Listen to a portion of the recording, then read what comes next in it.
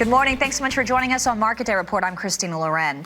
On the heels of the announcement of a new trade aid package for U.S. farmers, the president traveled to Japan over the weekend to discuss trade and other issues with the critical export market that faces a growing threat from CPTPP competition. RFD-TV Sarah Mock joins us now live from the nation's capital with the latest. Sarah? Well, good morning, Christina. It's a rare quiet morning here in Washington as Congress is home for the Memorial Day holiday, and the president is on his way back from Japan as we speak, planning to land a little later this afternoon. Now, that big trip to Japan has folks in the ag community with their eyes on trade. Of course, one of the big kind of goals of the president's trip was to lay the foundation and move talks forward on a potential bilateral, which of course is affecting ag for the reasons you pointed out at the top, that currently, U.S. producers, particularly wheat from the Northwest, is under severe competition from Canada and Australia, those countries in the TPP and that competition is only going to get worse as the year moves forward.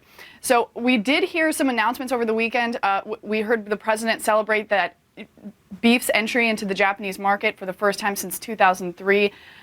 He expects to have another announcement very, very soon, he said over the weekend.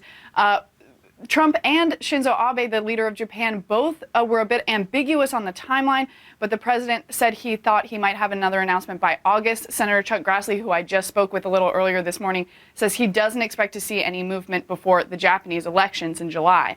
Now, a little bit closer to home, we're also hearing some news about USMCA. Spoke to Senator Chuck Grassley about that this morning. He's, of course, the chairman of the Finance Committee who oversees this process in Congress. Now, Chrystia Freeland, the foreign minister of Canada, just made some news yesterday announcing that the process has begun in Canada to move USMCA forward. She said to reporters just after the announcement that Canada plans to move, quote, in tandem with the U.S., but leaders here in D.C., particularly Chuck Grassley, are encouraging Canada to actually move ahead. America has not decided when they're going to submit it to the House of Representatives. And I want to give Canada my opinion that it would help if they would go ahead of the United States. I think it would help push our president and Pelosi faster if we could get Canada to approve of it and Mexico to approve of it just as quickly as they can.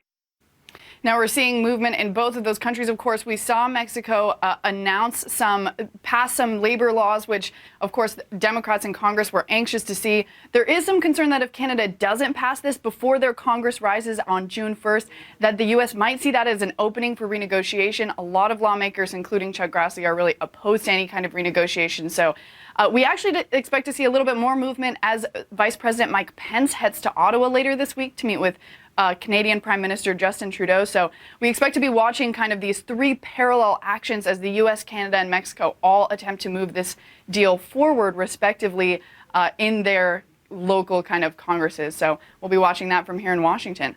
Christina? Thank you, Sarah. Always appreciate hearing from you. Now, President Donald Trump also mentioned the U.S.-China trade negotiations over the weekend, but the question of will they or won't they remains.